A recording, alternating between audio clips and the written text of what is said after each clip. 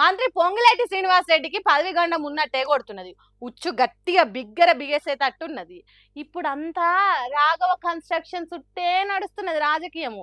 ఆ కంపెనీ పేరుతో చేస్తున్న అన్యాయాల మీద హౌస్ కమిటీ వేయాలి, అక్రమాల లెక్కలతో సహా బయటకు రావాలని ప్రతిపక్షాలు పట్టుబడుతోని కాంగ్రెస్ పార్టీ సర్కార్కు కండ్లు బయర్లు కమ్మినట్టు అయింది కావచ్చు. ఎంబటే బీఆర్ఎస్ పార్టీ సభ్యులను సస్పెండ్ చేసిండ్రు. ఇంతకు ఈ రాఘవ కన్స్ట్రక్షన్స్ కథ ఏంటిది, ఇంతకు జరుగుతున్న మోసం ఏంటిది అనేది ఒకసారి లోతులలో పోయి చూద్దాం పాండ్రి. ఎనకనో ముందుట్నో తప్పు చేసినోళ్ళు తప్పించుకొని పోలేరు. చేసిన మోసాలు ఒక్కొక్కటి బయటికి వస్తాయి అన్నట్టు రాఘవ కన్స్ట్రక్షన్స్ ఎప్పుడెప్పుడు ఏమేం చేసిందనేది తెలుస్తుంటే కళ్ళు బయలు గమ్ముతున్నాయట. పొంగులేటి శ్రీనివాసరెడ్డి కొడుకు హర్షారెడ్డి, భార్య మాధురి, తమ్ముడు ప్రసాద్ రెడ్డిలు డైరెక్టర్లు ఉన్నారట. ఇప్పటిదాకా కాళేశ్వరం ప్రాజెక్టులో కొన్ని పెద్ద పెద్ద పనులకు కాంట్రాక్టర్ గా, అట్లనే ఖమ్మంలో ఉన్న సీతారామ ప్రాజెక్టుకు రాఘవ కన్స్ట్రక్షన్స్ చాలా పనులు చేసింది.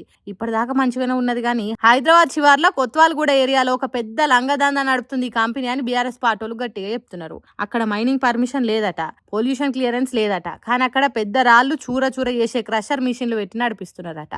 జీవో 111 ఏరియాలో ఇట్లా ఏషుడైంది అంటున్నారు. అక్కడ కరెంటు లేకున్నా జనరేటర్లు పెట్టి కొండలను పిండి చేస్తున్నారట. ఇంత జరుగుతుంటే సర్కార్ ఆఫీసర్లు ఏం చేస్తున్నారనంటే సర్కార్ వాళ్ళదే, మంత్రి వాళ్ళ మనిషే కాబట్టి ఆడింది ఆట పాడిందే పాట అన్నట్టు చేస్తున్నారట.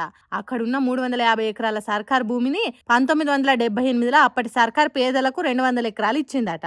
అట్లా ఇచ్చిన భూములు మొత్తం గుట్టలు కాబట్టి రైతులు ఏం చేయలేకపోయిందట.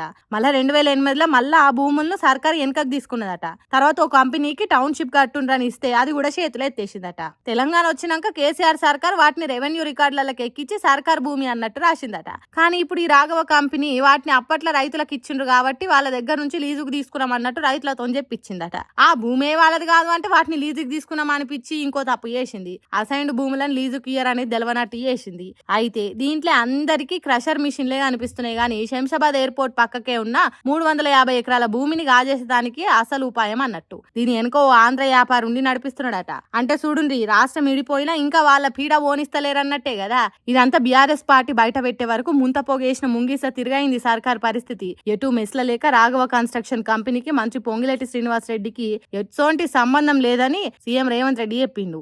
దీని మీద బీఆర్ఎస్ పార్టీలు నిండు అసెంబ్లీలో పచ్చ అబద్ధం మాట్లాడిండు సీఎం అని అంటుర్రు. అట్లనే సిబిసిఐడి ఎంక్వైరీ చేస్తామన్నట్టు చెప్పిందట. కానీ బీఆర్ఎస్ పార్టీలు మాత్రం మంత్రి పొంగులేటి రాజీనామా చేస్తే తప్ప ఈ ఎంక్వైరీ చక్కగా సాగది, తప్పకుండా రాజీనామా చేయాలి అని పట్టుబడుతున్నారు. కోటాను కోట్ల ఆస్తులను గాజేద్దామని చూసిన వాళ్ళని ఇడిసబెట్టొద్దని వాళ్ళ అంతు చూసేదాకా వదిలిపెట్టమన్నట్టు బీఆర్ఎస్ పార్టీలు పట్టుబట్టిండ్రు. మరి ఈ పంచాది ఏం దాకా పోతుందో ఏమో గానీ తెలంగాణ భూములను కనిపిస్తే మింగుదామన్నట్టు తయారైండ్రు. కాబట్టి మన భూములను మనకే అని మళ్ళొకసారి కొట్లాట చేయాలనో ఏమో పోన్రి.